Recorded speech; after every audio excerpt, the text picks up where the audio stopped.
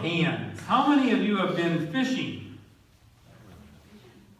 How many of you kind of wish you were fishing right now?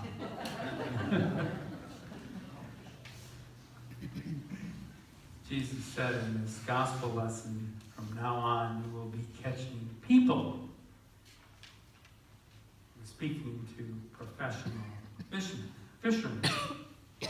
Jesus apparently saw some kind of comparison, similarity between fishing and telling people about Jesus, being a disciple or a follower of Jesus.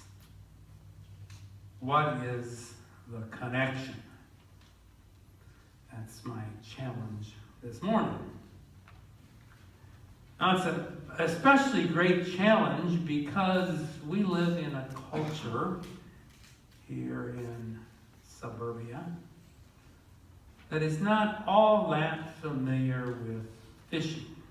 Yes, there are some fishermen and women in the audience, in the congregation. That's mostly a sport, a pastime. It's not an occupation. But in Jesus' day, there were lots of professional fishermen, and he called several of them to be his disciples. It's a little bit harder for us to relate to the metaphor. But then none of us herd sheep. None of us draws water from a well or a brook. We get the water out of a tap. There may be some gardeners in the group, but probably no farmers. So most of Jesus' parables, most of his metaphors require some degree of translation. What similarity is there between following Jesus and inviting other people to follow Jesus and catching fish? Came across a little story about a couple theology students. One was Jewish, so he was a student of the Old Testament. And the other was a Christian. He was a student of the New Testament. And they oftentimes went fishing together. And the Christian liked to use a net. I saw that Greta here had a net that was kind of like what I'm talking about. The Christian used a net like that, and whenever they would come to a stream or a pond and they'd see some fish swimming around, the Christian would put that net in the water and almost never caught anything. And that's the reality of fishing. That's kind of the reality of telling people about Jesus. It's frustrating work because very often it seems as though our efforts are in vain. When I was a little boy growing up in Toledo, Ohio, my grandfather had a cabin cruiser that used to take out on Lake Erie. And a couple times every summer we'd go out fishing. I never quite warmed to the prospect of putting a worm or a minnow on a hook and throwing that in the water. It just seemed too yucky and too cruel to the worm or the minnow. And then I never really liked those rare times when I caught a fish. I never really liked taking the fish off of the hook. It was kind of squishy, kind of slimy. And the fishing metaphor only goes so far. You know, when we catch a fish on a hook or with a net, we trap them against their will and hold them against their will. But as Christians, we don't want to trap people. We don't want to force them to do something they don't want to do. We want to lure them. And I've known fishermen, including my father-in-law, father-in-law, who have amazing collections of fishing lures, all kinds of attractive things that entices fish to want to bite. And some of our challenge as members of the church is to figure out what it is that encourages people to want to follow Jesus. What is it that makes people want to follow Jesus? You know, it's been a generation or so ago, but there was a bishop of what was then the upstate New York Synod of the Lutheran Church in America, and he wrote a little book called Fishing in Upstate New York. And he said in that book that it's very rare that when you go fishing, all of the fish just jump into the boat.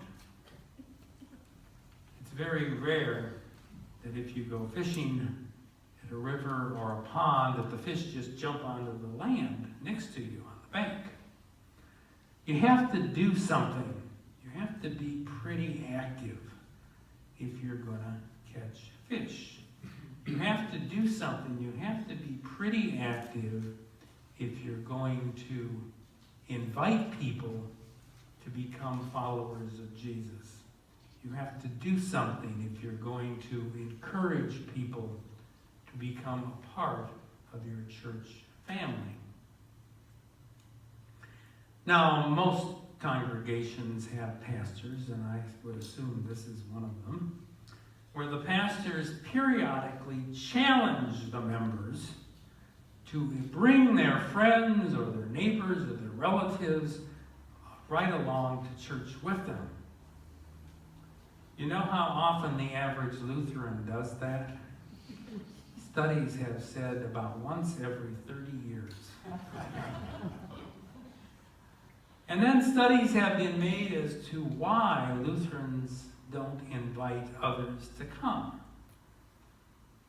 And the first reason is that they don't quite know how. They're uncomfortable talking about Jesus, and they don't want to kind of force their ideas on anybody else. And the second reason is that they're embarrassed. There's something about their congregation, their community of faith, that they're a little embarrassed about. And they don't want to share that embarrassment with others. So the challenge before us is, first of all, to get used to talking to one another a little bit about Jesus, a little bit about matters of faith, so that when we're outside of this clan that is the church, we're outside of this immediate family, that it's a little more natural for us to talk to others about Jesus. And then the other challenge is that we do whatever it takes to get rid of some of those embarrassing things, and I won't try to name them because I don't know your congregation well enough to know what they are. Maybe there aren't any. Maybe the only reason we don't invite is that we're a little too shy or afraid of what to say. You know, it takes some practice to go fishing. It's not all that hard to throw a net in the water, but it takes some practice to learn how to get the net to form a circle so that the fish can be caught. It's not all that hard to throw a line into the water, but it takes some practice to get the line to fall right where the fish are. You know, maybe we're very good at casting the line to the left, the fish are all right. Or we're very good at casting the line to the right, but the fish are on the left. So it takes some doing to learn how to be kind of ambidextrous that way, that we can fish on both sides, that we can be available to all.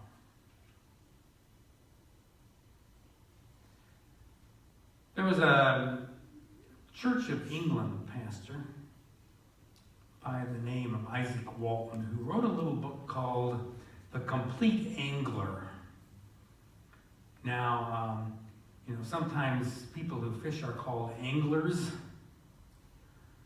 but in this case, he intended that as kind of a play on words, because England, the Old English word for England is Angleland, and the Church of England is often called the Anglican Church. So he said the Church of England is the church of angles. We try to get an angle, help people see a certain angle on life.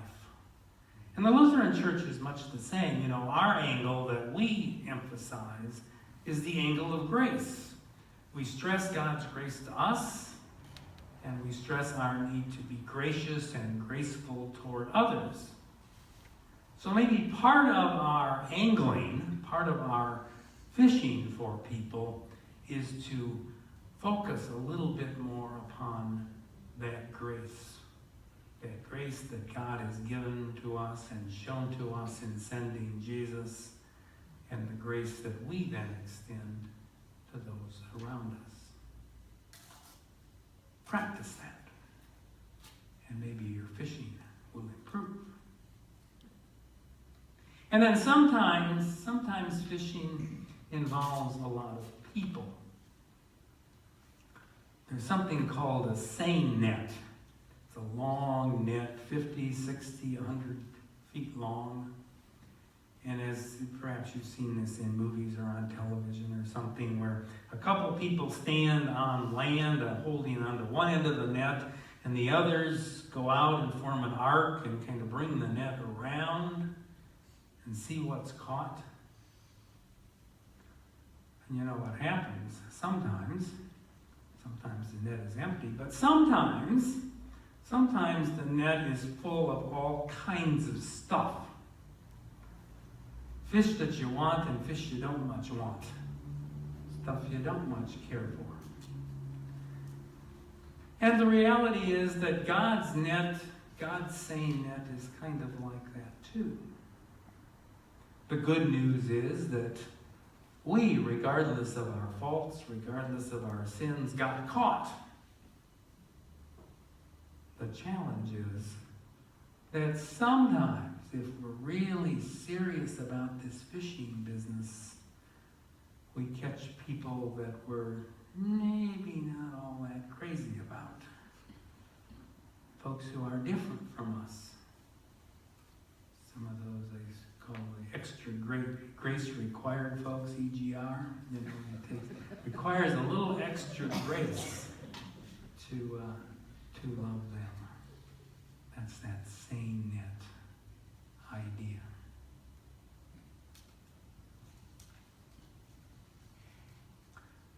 Well, I've been talking about fishing for people primarily in terms of telling people about Jesus and inviting people to come to worship.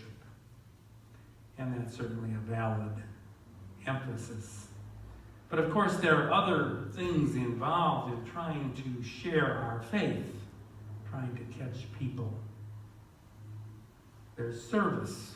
I know you've got a service project coming up to Mexico.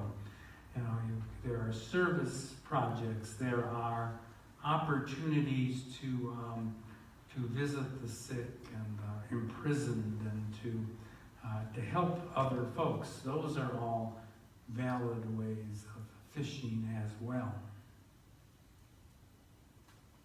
Jesus said to his disciples, both way back then and here and now, today, if you follow me, I will make you fish for people. So I started out by asking for a show of hands. How many of you have ever been fishing? You don't have to show your hands this time. But how many of you have ever been fishing for people?